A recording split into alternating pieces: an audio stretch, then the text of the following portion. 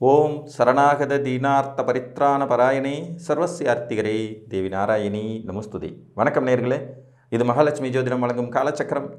உங்கள் அன்பு ஜோதிடர் ஸ்ரீராம்ஜி பேசுகிறேன். அனைவரும் நலமுடன் இருக்கிறீர்களா? நன்றாகத்தான் இருப்பீர்கள், நன்றாக இருக்க வேண்டும். இன்றைய காணொளியில் நாம் காண இருப்பது உங்கள் லக்னத்தின் ராஜயோகம் எது? இதன் தலைப்பு.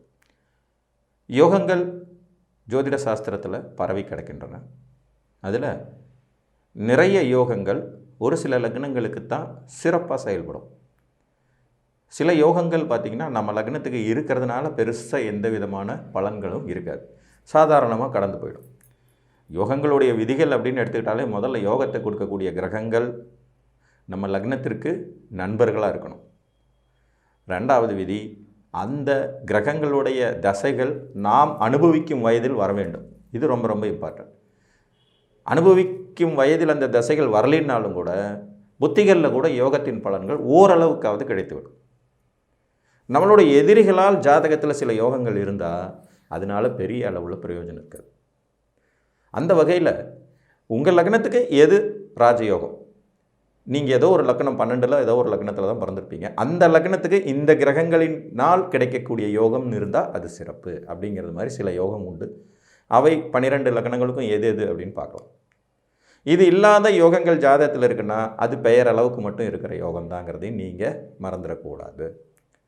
இப்போ மேச லக்ன ஜாதகத்துக்கு எடுத்துக்கிட்டோம்னா ருச்சக யோகம் ஒரு முதல் தரமான ராஜயோகம். ஏன்னா அவர் லக்னாதிபதி கொடுக்குற யோகம். செவ்வாய் ஆட்சி, உச்சம், கேந்திரம் அந்த மாதிரியான வலுவில் இருக்கணும். லக்ன கேந்திரத்தில் அவர் வலு பெறணும். இன்னும் இது லக்னத்திலே ஆட்சியாக இருக்கணும், இல்லை 10ஆம் இடத்துல இருக்கணும். இது ரெண்டு தான் ருச்சக யோகத்தில் வரும். சந்திரமங்கல யோகம்ங்கிறது மேச லக்னக்காரங்களுக்கு ஒரு நல்ல வேலை செய்யக்கூடிய யோகம்தான். குருச்சந்திர யோகம் அப்படிங்கிறதும் இவர்களுக்கு சிறப்பாக யோகம் வேலை செய்யக்கூடிய ஒரு யோகம். சிவராஜ யோகம் அப்படிங்கிறதும் மேச லக்ன ஜாதகர்களுக்கு சிறப்பாக தரக்கூடிய யோகம். இப்போ மேச லக்னத்தை பொறுத்த வரைக்கும் செவ்வாயால், சந்திரனால், சூரியனால், குருவால் கிடைக்கக்கூடிய யோகங்கள் எல்லாம் முழுசாக வேலை செய்யும். இதுவே சுக்கிரனால் கிடைக்கக்கூடிய மாளவிகா யோகம் சுமாராக தான் வேலை செய்யும். இது வேலை செய்யும்னு கூட சொல்ல முடியாது. சனி பகவானால் கிடைக்கக்கூடிய சச யோகம் பெருசாக வேலை செய்யும்னே சொல்ல முடியாது. அப்போ மேச லக்னத்தின் ராஜயோகம் அப்படிங்கிறது சூரியன் குரு இணைவினால் ஏற்படும் சிவராஜ யோகம், குரு சந்திரனால் ஏற்படக்கூடிய குருச்சந்திர யோகம், சந்திரன் செவ்வாயினால் ஏற்படக்கூடிய சந்திரமங்கல யோகம், செவ்வாய் குருவினால் ஏற்படக்கூடிய குருமங்கல யோகம். இது இருந்ததுன்னா உங்களுக்கு ராஜயோகம். இது இருக்கிறது மட்டுமல்ல, அதனுடைய தசைகளும் வாழ்வியலில் நடப்புக்கு வர வேண்டியது முக்கியம். நான் மெயினான ஒரு 4 யோகங்கள் 5 யோகங்களை தான் சொல்கிறேன். இது போக உபயோகங்களெல்லாம் நிறையா இருக்கும். அவைகள் யோகம் இல்லையா சார் அப்படின்னு கேட்க வேண்டாம். நான் சொல்கிறது ராஜயோகங்கள். புரிஞ்சுதுங்களா? அடுத்து ரிஷபலக்ன ஜாதகர்கள். ரிஷபலக்ன ஜாதகர்களுக்கு சுக்கிரனால் கிடைக்கக்கூடிய மாளவிகா யோகம், புதனால் கிடைக்கக்கூடிய பத்ர யோகம், சனி பகவானால் கிடைக்கக்கூடிய சச யோகம், இந்த 3மே ரொம்ப சிறப்பாக வேலை செய்யும். இதை தாண்டி இருக்கக்கூடிய குருச்சந்திர யோகம்லாம் இந்த லக்னத்துக்கு இருக்கிறதும் ஒன்று தான், இல்லாமல் இருக்கிறதும் ஒன்று தான். இப்போ சந்திரமங்கல யோகம் ஒரு ரிஷப லக்ன ஜாதகருக்கு இருக்குது அப்படின்னா இது மிகப்பெரிய ராஜயோகமாக வேலை செய்யுன்னு சொல்லிட முடியாது. ஆனால் அதே நேரத்தில் சூரிய பகவானால், சூரியன் 10ஆம் இடத்துல திக்பலம் பெறதுனால கிடைக்கக்கூடிய யோகம், பௌர்ணமி யோகம் ஓரளவுக்கு ரிஷப லக்னத்துக்கு சப்போர்ட்டிங் ரோலில் இருக்கும். ரிஷப லக்னத்துக்கு சூரியன் பெருமளவு கெடுதல்கள் செய்வதில்லை. இதை ஒரு பாயிண்டாகவே நீங்கள் எடுத்துக்கலாம். அப்போ ரிஷப லக்ன ஜாதகத்திற்கு ஒரு நண்பர் என்று சொல்லக்கூடிய புதனுடன் சூரியன் சேர்ந்து கிடைக்கக்கூடிய ராஜயோகங்கள் ஒன்றான புத ஆதித்ய யோகம் நல்ல வேலை செய்யும். புரியுதுங்களா? புத ஆதித்ய யோகம் இதுவும் நல்ல வேலை செய்யும். மிதுன லக்ன ஜாதகர்களை பொறுத்த வரைக்கும் கிட்டத்தட்ட சேம். ரிஷப லக்னத்துக்கு சொல்லப்பட்ட அதே யோகங்கள் தான். புத ஆதித்ய யோகம் நல்ல வேலை செய்யும், பத்ர யோகம் நல்ல வேலை செய்யும், மாளவிகா யோகம் நல்ல வேலை செய்யும், சச யோகம் நல்ல வேலை செய்யும். தர்ம கர்மாதிபதி யோகம் என்று சொல்லக்கூடிய குருவும் சனியும் சேர்ந்த யோகமும் இவர்களுக்கு நல்லா வேலை செய்யும். எல்லா லக்னங்களுக்கும் தர்ம கர்மாதிபதி யோகம் வேலை செய்யும்னாலும் கூட அதில் லக்ன நண்பர்களின் துணையும் தர்ம கர்மாதிபதி யோகம் ஏற்பட்டுச்சுன்னா அது மிகச்சிறந்த ராஜயோகம் அப்படிங்கிற அடிப்படையில் எடுத்துக்கலாம். இல்லைன்னா அது ஒரு சாதாரண யோகம் மாதிரி கடந்து போய்விடும். இப்போ உதாரணமாக மேச லக்ன ஜாதகர்களுக்கு குருவும் சனியும் சேர்ந்திருப்பது 9ஆம் இடத்துலையோ 10ஆம் இடத்துல இருப்பது தர்ம கர்மாதிபதி யோகம் தான். இதில் எந்த டவுட்டும் கிடையாது. பட் அதே நேரத்தில் லக்னாதிபதியான செவ்வாய்க்கு சனி ஒரு பகை கிரகம். அப்போ ஒரு பகைவரால் கிடைக்கக்கூடிய யோகம்ங்கிற அடிப்படையில் இது பங்கப்படத்தான் செய்யும். அதையும் நாம் மறந்துடக்கூடாது. கடகலக்ன ஜாதகர்களை பொறுத்த வரைக்கும் மேச லக்னத்திற்கு சொல்லப்பட்ட அத்தனை யோகங்களும் சிறப்பாக வேலை செய்யக்கூடிய ஒரு அமைப்பு. பௌர்ணமி சந்திரனாக இருந்தால் கிடைக்கக்கூடிய யோகம், அமாவாசை சந்திரனாக இருந்தால் கிடைக்கக்கூடிய யோகம், சந்திர அதி யோகம், குரு சந்திர யோகம், குருமங்கள யோகம், சந்திரமங்கள யோகம், சிவராஜ யோகம், இதெல்லாம் கடகலக்ன ஜாதகர்களுக்கு ரொம்ப சிறப்பாக வேலை செய்யக்கூடிய அமைப்பு உடையது. இதோடு 50-50 சாய்ஸில் அவங்களுக்கு மாளவிகா யோகம் வேலை செய்யும். சுக்கரனால் கிடைக்கக்கூடிய மாளவிகா யோகம். இப்போ சந்திரன், குரு, செவ்வாய், சூரியன் இந்த 4 பேரால் கிடைக்கக்கூடிய யோகங்கள் பூரா கடகலக்ன ஜாதகத்திற்கு சிறப்பாக வேலை செய்யும். ஒரு மிதுன லக்ன ஜாதகத்துக்கு பார்த்திங்கன்னா சுக்கிரன், புதன் மற்றும் சூரியன், சனி இவங்களால் கிடைக்கக்கூடிய யோகங்கள் ஒழுங்காக வேலை செய்யும். நம்மளுடைய நண்பர்கள் யாரோ அவர்களால் கிடைக்கக்கூடிய யோகங்கள் முழுமையானவை. ஒரு கடகலக்ன ஜாதகத்துக்கு தர்மகர்மாதிபதி யோகம் ரொம்ப சிறப்பாக வேலை செய்யும். ஏன்?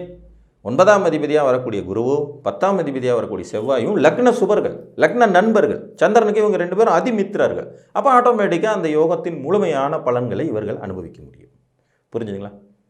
அடுத்து சிம்மலக்ன ஜாதகத்திற்கு கிட்டத்தட்ட செவ்வாயினால் கிடைக்கக்கூடிய யோகங்கள், சந்திரனால் கிடைக்கக்கூடிய யோகங்கள், குருவால் கிடைக்கக்கூடிய யோகங்கள் எல்லாமே சிறப்பாக வேலை செய்யும்.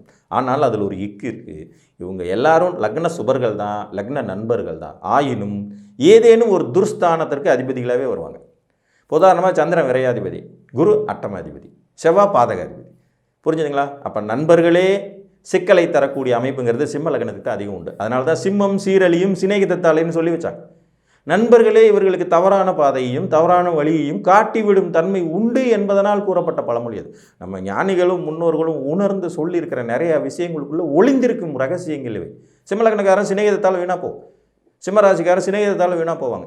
ஏன் அப்படின்னா இவர்களுக்கு யாரெல்லாம் ராஜயோகம் தரக்கூடியவர்களோ அவர்களே ஒரு விதத்தில் சிக்கலையும் தரக்கூடியவர்களாக இருப்பாங்க. புரிஞ்சுங்களா? இப்போ குரு 5ஆம் அதிபதியாக வரும்போதே 8ஆம் அதிபதியாக வருவார். அசிங்க அவமானம் கெட்ட பேர் கொடுத்து தான் ஆகணும். அதை குரு தான் செய்வார். சந்திரன் லக்ன சுபராக வந்தாலும் கூட அவர் விரையாதிபதியாக வருவார். சிறைவாசம், வெளிநாடு, விரயங்கள் கொடுத்து தான் ஆகணும். செவ்வாய் வந்து சுகத்துக்கும் பாக்கியத்துக்கும் அதிபதியாக வரும்போதே கூடவே பாதகத்தையும் சிறு அளவில் செய்வார். அதே மாதிரி தான் நண்பர்கள் எதிரியாகும் சிம்ம லக்னத்துக்கு சகோதர உறவும் எதிரியாகும்னு சொல்லி வச்சிருக்கு. சகோதரர்களும் சீரழியும் அமைப்பை கொடுக்கக்கூடியது சிம்ம லக்னம். புரிஞ்சுங்களா? இப்போ சூரியனால் ஏற்படக்கூடிய யோகம், குருவினால் ஏற்படக்கூடிய யோகம், சந்திரனால் ஏற்படக்கூடிய யோகம், செவ்வாயால் ஏற்படக்கூடிய யோகம் சிம்ம லக்னத்துக்கு சிறப்பு. சந்திரமங்கல யோகம், குருமங்கல யோகம், குரு சந்திர யோகம்லாம் இருந்தால் இவங்க லக்னத்துக்கு ரொம்ப சிறப்பாக வேலை செய்யும். சிவராஜ யோகம் சிறப்பாக வேலை செய்யக்கூடிய அமைப்பு. தர்மகர்மாதிபதி யோகம் 50-50 சாய்ஸில் வேலை செய்யும். புத ஆதித்ய யோகம் ரொம்ப நல்லா வேலை செய்யும். ஏன்னா புதன் இந்த லக்னத்துக்கு நல்லவராக ஆயிடுறார். கன்னி லக்ன ஜாதகத்தை பொறுத்த வரைக்கும் மிதுன லக்னத்துக்கும் ரிஷப லக்னத்துக்கும் சொல்லப்பட்ட அத்தனை யோகங்களும் இவர்களுக்கும் வேலை செய்யும். புதனால் கிடைக்கக்கூடிய யோகங்கள், சந்திரனால் கிடைக்கக்கூடிய யோகங்கள், சுக்கிரனால் கிடைக்கக்கூடிய யோகங்கள், சனியால் கிடைக்கக்கூடிய யோகங்கள் இந்த லக்னத்துக்கு சிறப்பாக வேலை செய்யும். உதாரணமாக பத்ர யோகம், மாளவிகா யோகம் இவர்களுக்கு சிறப்பாக வேலை செய்யும். தர்மகர்மாதிபதி யோகம் அதி உன்னதமாக வேலை செய்யக்கூடிய லக்னங்களில் கன்னியும் ஒன்று.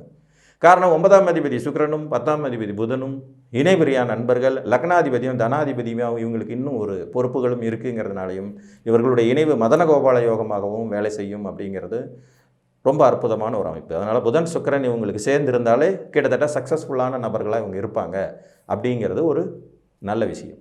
சனி பகவானால் கிடைக்கக்கூடிய சச யோகம் ரொம்ப நல்லா வேலை செய்யும்.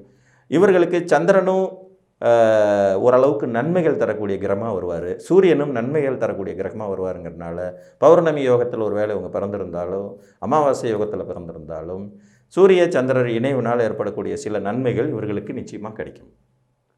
துலா லக்னத்தை பொறுத்த வரைக்கும் பார்த்திங்கன்னா சுக்கிரன், சனி மற்றும் புதன் இவங்க 3 பேரால் கிடைக்கக்கூடிய யோகங்கள் ராஜயோகங்களாக வேலை செய்யக்கூடிய தன்மை கொண்டவையாகும். மாளவிகா யோகமாகட்டும், பத்ர யோகமாகட்டும், புதனும் சுக்கிரனும் சேர்ந்திருப்பதனால் கிடைக்கக்கூடிய யோகம் மதனகோபால யோகமாகட்டும், சனி பகவானால் கிடைக்கக்கூடிய சச யோகமாகட்டும் இவங்களுக்கு சிறப்பான ஒரு யோகத்தை தரக்கூடியதாக இருக்கும்.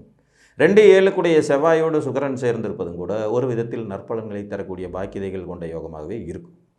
இவர்களுக்கு சந்திரன் 10ஆம் அதிபதியாக வந்து வளர்பிறை சந்திரனால் கேந்திராதிபத்திய தோஷத்தை பெறுவாருங்கனால சந்திரனால் கிடைக்கக்கூடிய யோகம் சந்திரன் வளர்பிறையில் இருக்காரா தேய்பிறையில் இருக்காராங்கிறத பொறுத்து பலன்கள் மாறுபாடாக ஏற்படுத்தி தரும் தன்மை கொண்டதாக இருக்கும். இதில் சுக்கிரனோடு சந்திரன் சேர்வதோ, புதனோடு சந்திரன் சேர்வதோ, சனியோடு சந்திரன் சேர்வதும் சிறப்பில். இந்த 3 நிலைகளிலும் அவர் ஏதாவது ஒரு பலகீனத்தை கொடுக்கக்கூடியவராகவே ஆயிடுவார். அப்போ அணிகள் பிரிக்கப்பட்டிருப்பதன் சூட்சுமமே இதுதான். சந்திரன் செவ்வாயோடு சேர்ந்தா சந்திரமங்கல யோகம்னு சொல்கிறோம். நம்ம சந்திரன் சுக்கிரனோடு சேர்ந்தா மன ஒழுக்கம் கெடுன்னு சொல்கிறோம். புரியுதுங்களா? சந்திரன் குருவோடு சேரும்போது குருச்சந்திர யோகம்னு சொல்லக்கூடிய நம்ம, அதே சந்திரன் புதனோடு சேரும்போது மனநிலை பாதிப்புகளை தரக்கூடியது, மனக்குழப்பத்தை தரக்கூடியதுன்னு சொல்கிறோம்.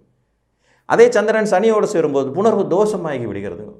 ஆக எதிர் அணிகள் தரும் யோகம் உங்கள் ஜாதகத்தில் இருந்தால் அதனால் எந்த உபயோகமும் இல்லை அப்படிங்கிறதையும் நீங்கள் மறந்துடக்கூடாதுங்கிறதுக்கு தான் இந்த ராஜயோகம் எவை உங்களுக்குங்கிறத சொல்கிறோம்.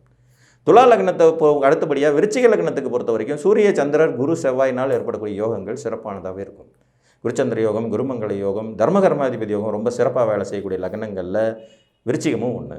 காரணம், இவர்களுக்கு 9ஆம் அதிபதி சந்திரனும் 10ஆம் அதிபதி சூரியனும் இணைந்திருப்பதோ, ஒருவருக்கொருவர் பார்த்து கொள்வதோ, ஒருவருக்கொருவர் கேந்திரத்தில் இருப்பதோ, பௌர்ணமி சந்திரனாக இருப்பதோ மிகச்சிறந்த ராஜயோகத்தை தரக்கூடிய அமைப்பை கொடுக்கும். அதே மாதிரி குரு பகவான் சந்திரனோடு சேர்றது, குரு பகவான் சூரியனோடு சேர்றது, செவ்வாய் சந்திரனோடு சேர்றது, செவ்வாய் சூரியனோடு சேர்றதும் இவர்களுக்கு யோகத்தை கொடுக்கக்கூடிய தன்மை கொண்டவையே. 7ஆம் அதிபதியாக வரக்கூடிய சுக்கரனால் கிடைக்கக்கூடிய யோகங்கிறது 50-50 சாய்ஸுங்கிற மாதிரி போயிடும். மற்றபடி சனியால் கிடைக்கக்கூடிய யோகங்களோ புதனால் கிடைக்கக்கூடிய யோகங்களோ விருச்சிக லக்னத்துக்கு பெரும் நன்மைகளை தருவதில்லை. தனுசு லக்னத்தை பொறுத்த வரைக்கும் கிட்டத்தட்ட விருச்சிக லக்னத்துக்கு உண்டான அதே அமைப்பு தான். ஆயினும் சிம்ம லக்னத்துக்கு சொன்னது மாதிரியே சில நெகட்டிவான விதிகள் இவங்களுக்கும் உண்டாகும். இவங்களுக்கு செவ்வாயால் கிடைக்கக்கூடிய யோகங்கள் பூராமே விரைவு ஸ்தானத்துக்கும் விரயஸ்தானத்துக்கும் அவர் அதிபதிங்கிறனால பங்கப்படும். சந்திரனால் கிடைக்கக்கூடிய யோகங்கள் எல்லாமே அவர் அட்டம அதிபதிங்கிறதுனால சிறு பங்கப்படும். சூரியனால் கிடைக்கக்கூடிய யோகங்கள் இவங்களுக்கு ரொம்ப சிறப்பான யோகங்களாகவே இருக்கும். அதே மாதிரி தர்ம கர்மாதிபதி யோகம் ஓரளவுக்கு வெற்றி வாய்ப்பை தரக்கூடிய அமைப்பு இந்த தனுசு லக்னத்துக்கும் இயற்கையிலே வரும். ஏன்னா 9ஆம் அதிபதியாக சூரியன் 10ஆம் அதிபதியாக பாதகாதிபதியாகவே புதன் வந்தாலும் சூரியனுக்கு கட்டுப்பட்டு அவர் சில நன்மைகளை தர கடமைப்பட்டவர் ஆவாருங்கிற அடிப்படையில் இந்த விதி விலக்கு பொருந்தி போகும். குரு தனித்து வலுப்பெறும் அம்ச யோகமாகட்டும், சந்திரனோடு சேர்ந்து செல்லக்கூடிய குருச்சந்திர யோகமாகட்டும், குருவும் செவ்வாயும் சேர்ந்து ஏற்படக்கூடிய குரு மங்கள யோகமாகட்டும் இவங்களுக்கு சிறப்பாக வேலை செய்யக்கூடிய தகுதி உடையதுனாலும் அதுலேயும் ஒரு சின்ன இக்கு இருந்துக்கிட்டே இருக்குங்கிறது அமைப்பு. சிவராஜ்ய யோகம் ரொம்ப சிறப்பாக வேலை செய்யக்கூடிய தன்மை தனுசு லக்னத்துக்கு உண்டு.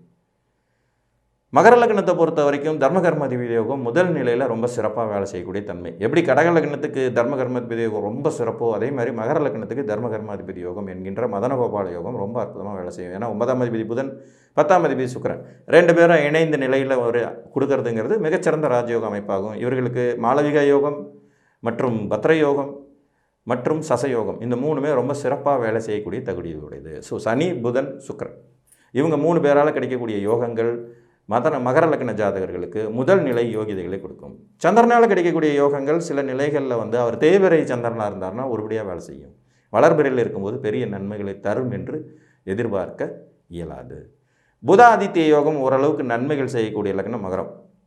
காரணம், சூரியன் அட்டமாதிபதியாக இருந்தாலும் புதன் பாக்கியாதிபதிங்கிறதுனால எப்படி தனுசு லக்னத்துக்கு சூரியனால் புதன் நல்லவராக மாறுறாரோ அதே மாதிரி மகர லக்னத்துக்கு புதனால் சூரியன் நல்லவராக மாறி ஓரளவு நன்மை பயக்கும் நிலைகளை பின் வயதுகளில் தருவார். கும்பலக்ன ஜாதகத்தை பொறுத்த வரைக்கும் செவ்வாய் சுக்கரனால் ஏற்படக்கூடிய தர்மகர்மாதிபதி யோகம் ஓரளவுக்கு நன்மைகள் தரக்கூடியதாக இருக்கும். புதனால் ஏற்படக்கூடியது, சுக்கரனால் ஏற்படக்கூடியது, சனி பகவானால் ஏற்படக்கூடிய யோகங்கள்ங்கிறது ஓரளவுக்கு நன்மை தரும். இதுவும் சிம்மலக்னம் மாதிரியே தான்.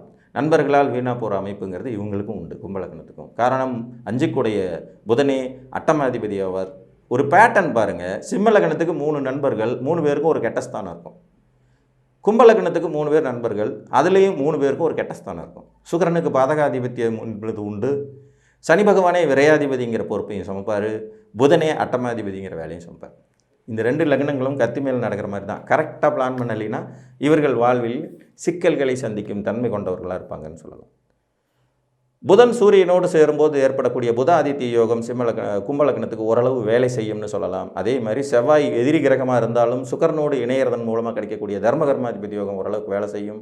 சனி பகவான் வழுக்கும் போது ஏற்படக்கூடிய சசயோகம் ஓரளவுக்கு வேலை செய்யும். பட் கும்பலக்னத்துக்கு சசயோகம் கிடைக்கும் வாய்ப்பு கிடையாது. இருந்தாலும் பொதுவாக சொல்கிறேன். சுக்கரன் 4ஆம் இடத்தில் ஆட்சி பெறதனால் கிடைக்கக்கூடிய மாளவிகா யோகம், புதனும் சுக்கரனும் இணைவதனால் கிடைக்கக்கூடிய மதனகோபால யோகம் இதெல்லாம் இவங்களுக்கு ஓரளவுக்கு கை கொடுக்கும் யோகங்கள் அப்படிங்கிறதை சொல்லலாம். மீன லக்னத்தை பொறுத்த வரைக்கும் மேச லக்னத்திற்கு உண்டானதுபடியான பேட்டர்ன் தான் இவங்களுக்கும். குரு, சந்திரன், சூரியன் மற்றும் செவ்வாயினால் கிடைக்கக்கூடிய யோகங்கள். இதில் சூரிய பகவானால் கிடைக்கக்கூடிய யோகங்கள் இது கொஞ்சம் பழுதுபட்ட யோகமாகவே வரும். காரணம் என்னன்னு கேட்டிங்கன்னா, அவர் 6ஆம் அதிபதியாக வருதுனால. இப்போ ஒரு பௌர்ணமி யோகம் மீன லக்னத்துக்கு இருக்குன்னா 100% வேலை செய்யாது. ஏன்னா 6ஆம் அதிபதி சம்பந்தப்பட்ட யோகம். எப்போதும் ஒரு யோகத்தை நாம் முழுமையாக கணிப்பதற்கு அவர்களோடு இன்னொரு ஆதிபத்தியம் 6, 8ஆம் வீடுகளாக வருகின்றனவா என்பதையும் பார்க்க வேண்டியது அவசியமாக. குருச்சந்திர யோகம் சிறப்பாக வேலை செய்யும் தன்மையும், தர்மகர்மாதிபதி யோகம் சிறப்பாக வேலை செய்யும் தன்மையும் மீன லக்னத்துக்கு உண்டு. ஏன்னா 9ஆம் அதிபதியான செவ்வாயும் 10ஆம் அதிபதியான குருவும் இணையும்போது இவர்களுக்கு 2 நண்பர்கள் பழுதில்லாமல் இணையும் தன்மை என்பது ரொம்ப சிறப்பாக இருக்கக்கூடிய அமைப்பாகும்.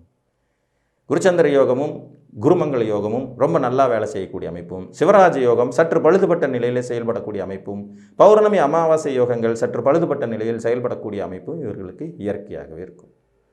ஸோ இதுதான் உங்கள் 12 லக்னங்களுக்குமான ராஜயோகங்கள். இதை தாண்டி இருக்கக்கூடிய யோகங்கள்ங்கிறதெல்லாம் பெரிய அளவில் நமக்கு தாக்கத்தையோ வளர்ச்சியையோ முன்னேற்றத்தையோ தராது என்று கூறி மீண்டும் ஒரு காணொலியில் உங்களை வந்து சந்திக்கும் வரை உங்களிடமிருந்து அன்புடன் விடைபெற்றுக் கொள்வது உங்கள் அன்பு ஜோதிடர் ஸ்ரீராம்ஜி. நன்றி, வணக்கம்.